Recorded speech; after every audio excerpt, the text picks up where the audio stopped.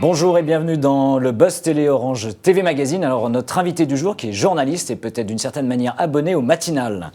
Ancienne présentatrice de l'émission Télématin et également présentatrice de journaux sur Antenne 2 à l'époque. Elle nous donne désormais rendez-vous tous les week-ends le matin avec thé ou café. Je rappelle, c'est sur France 2 à l'heure du petit déjeuner. Catherine Sellac, bonjour. Bonjour. Bienvenue dans le Buzz Télé. Alors je rappelle, un thé ou café, c'est le samedi à 9h35 et le Même dimanche. Pas.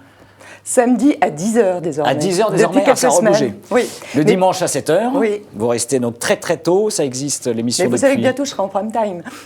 À cette allure-là. À cette allure-là, vous allez faire le tour du cadran. Exactement. L'émission existe depuis 1996. Ouais. Et le secret de cette longévité sur le service public ? Comment l'expliquer ? Je pense que c'est une émission effectivement un petit peu à part parce que c'est un tête-à-tête. Il n'y a pas intimiste. Très intimiste, il n'y a pas de chroniqueur, il n'y a pas de public, il n'y a pas de chauffeur de salle. Et on est dans une intimité très grande avec une personnalité, que ce soit du monde politique, que ce soit un sportif, que ce soit un décideur, que ce soit bien sûr un artiste. Ils sont très nombreux quand même, les artistes et les écrivains qui viennent à thé ou café. Je pense que c'est ça l'originalité, c'est vraiment yeux dans les yeux et parfois même dos à dos.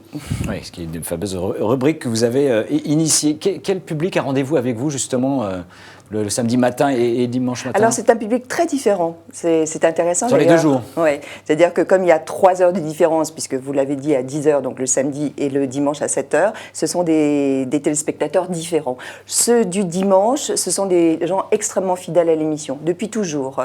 Donc ce sont des personnes qui se lèvent tôt, dans la maison c'est extrêmement calme, ils regardent l'émission, ils cherchent le sens, ils cherchent à découvrir des gens d'excellence qui ne soient pas nécessairement d'ailleurs très connus. Donc il y a une programmation vraiment différente. Et puis celle du samedi, c'est une émission, je dirais déjà, beaucoup plus généraliste et peut-être même un tout petit peu plus people dans la programmation.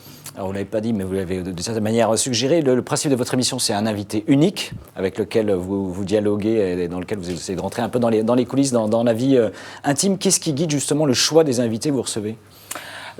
Tout d'abord mon plaisir. C'est le plaisir de recevoir des personnalités que vous connaissiez le déjà plaisir Non, pas nécessairement. D'ailleurs, je ne rencontre jamais les invités qui sont les miens. Jamais. Parce que je pense qu'il faut garder la fraîcheur, l'envie et puis le questionnement en fait, que le téléspectateur lui-même se pose. Donc, c'est le plaisir de rencontrer des gens extrêmement différents, que ce soit très éclectique, que ce soit divers. C'est des Français, mais c'est aussi des internationaux, puisqu'on a eu la chance quand même d'avoir Dustin Hoffman ou Jane Fonda ou Madeleine Albright à l'époque où elle était aux affaires auprès de Clinton. Donc, voilà, l'idée, c'est donner évidemment du sens à l'émission, c'est donner l'envie et c'est donner aussi l'exemple. C'est-à-dire que moi, j'aime bien me dire que c'est une émission du service public et qu'on est passeur d'idées. On est valeur d'exemple, donc vous dites. Valeur d'exemple, c'est ça, qui est un message aussi humaniste à l'intérieur de l'interview. Vous recevez surtout des personnalités du monde culturel, artistique. Les hommes politiques sont bannis de l'émission ou pas ? Non, pas du tout. Je pense les avoir... Les hommes ou les femmes, pardon, d'ailleurs. Oui, mais je pense que vraiment, ils ont été très, très présents. Bon, actuellement, ce sont les municipales. C'est toujours un petit peu compliqué pour nous, parce que vous savez que le CSA, quand même, nous observe énormément. Donc, pour le moment, j'ai mis une parenthèse sur les hommes et sur les femmes politiques. Mais au contraire, je trouve que c'est très, très intéressant. Parce que je pense qu'eux, ils font souvent l'amalgame entre information et communication. Ce sont peut-être eux, les hommes et les femmes politiques, surtout les hommes politiques, qui sont beaucoup plus rétifs, en fait, à se découvrir. Alors que les femmes politiques sont souvent beaucoup plus authentiques et plus sincères en fait dans les réponses aux questionnements. Les hommes politiques, c'est toujours un petit peu difficile. Mais c'est pour ça que je trouve que c'est très intéressant en tant qu'intervieweuse d'avoir des hommes politiques parce que on doit aller tirer beaucoup plus le fil de la personnalité pour obtenir des choses. Alors vous parlez de politique, je rappelle, vous êtes la compagne de Claude Sérillon, qui depuis, donc c'est juin 2013, est devenu le conseiller en communication du président de la République François Hollande. Justement, journaliste et politique, c'est des liaisons dangereuses. Quelle lecture vous en donnez ? Non, moi, en ce qui me concerne, ça fait quelques années quand même que je fais ce métier. Je vous défie d'ailleurs de voir dans quel sens va mon questionnement. Je pense que mon seul engagement est celui de l'engagement des femmes.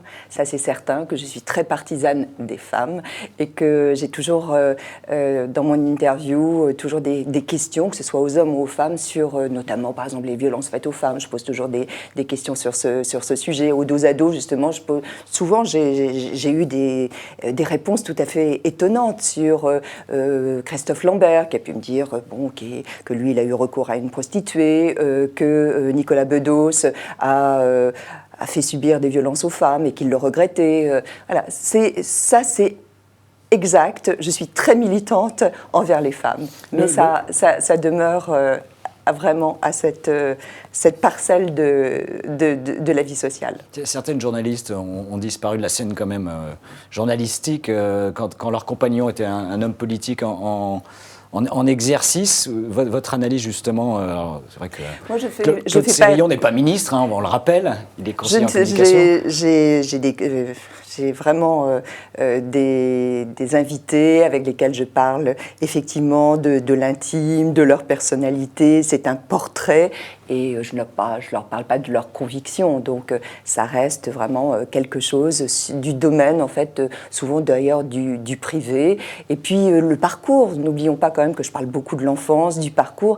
Et toujours, j'en reviens à ça, moi je veux donner exemple en fait à ceux qui nous regardent. C'est-à-dire qu'on peut partir de rien, parce que beaucoup de gens, en fait, quand ils racontent leur enfance, quand ils racontent leur origine, on se rend compte qu'ils viennent d'un milieu extrêmement modeste et que souvent ils ont eu des blessures, des fragilités. C'est ça qui m'intéresse. C'est la résilience de Cyrulnik.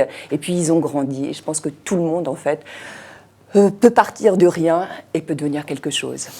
Votre meilleur souvenir et votre pire souvenir parmi vos invités?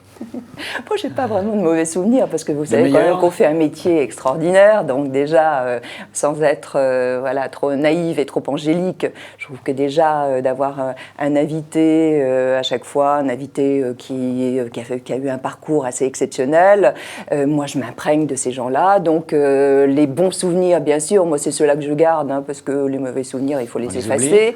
Bon, il y a toujours des gens, mais je raconte souvent que Bernard Tapie, c'est pas un homme effectivement très facile à manier. C'était la période où il chantait avec Doc Gynéco, je ne sais pas si vous vous souvenez.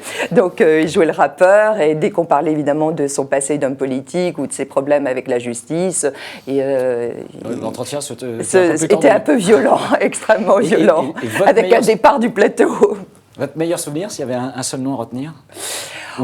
Les beaux souvenirs, oui, c'est tout de même, Dustin Hoffman, parce que c'est un homme quand même qui se fait assez rare, qui a effectivement une carrière assez extraordinaire. Mais par exemple Nicolas Bedos, moi j'aime cet homme qui est écorché vif, qui dit des choses très dures, très violentes, qui est haï par beaucoup de gens, mais qui comme son père d'ailleurs, en fait, demande qu'à être aimé, dorloté, caressé, et j'aime bien cette dualité. Rapidement, votre invité qui vous a offert votre meilleure audience? Cécilia Attias, cette année. Cécilia Attias, d'accord. Oui, pour notamment un livre... Pas facile, Cécilia Attias, pas facile. Catherine Sellac, merci d'avoir accepté de venir nous voir dans le Buzz Télé. Je rappelle, donc on vous retrouve tous les week-ends, le samedi et le dimanche. Il faut se lever tôt le matin quand même. Samedi 10h. Samedi 10h, c'est vrai que c'est... Et dimanche 7h. Et puis il y a le plus.fr en replay, bien sûr. Merci à vous et nous nous retrouvons dès demain avec un nouvel invité. Très bonne journée encore. Merci à vous.